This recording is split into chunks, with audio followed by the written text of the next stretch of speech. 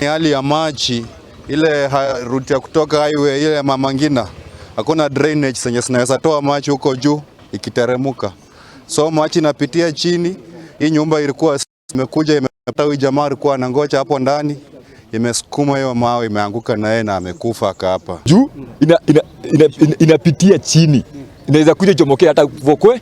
Kama hapa ukiangalia hakuna mahali hiyo maji tunaona inakujia. Tuweze kujenga hizi drainages na zaidi ya hayo tuweze kuzipanua ili hii maji inatoka kule kwa barabara kubwa iweze kuwa accommodated kwa hizo drainages. Sababu hiyo maji ni mingi, juu ile barabara kubwa imejengwa upya, ni barabara pana na inabeba magari mengi na maji mingi pia.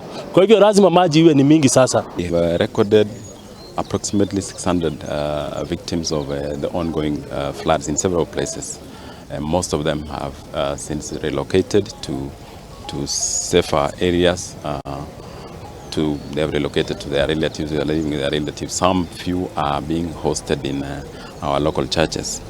In terms of infrastructure, I want to say that we have lost a few of our facilities, mainly roads, a few facilities in our schools, particularly toilets. We are actually assessing our buildings to make sure that they comply. Number two, we are also assessing our dams. We have 3 dams in our sub-county.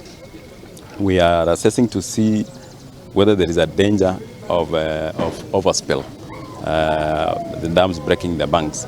And we're watching one in Karai, and we want to make sure that the residents around the dam are evacuated immediately. Na kurumirira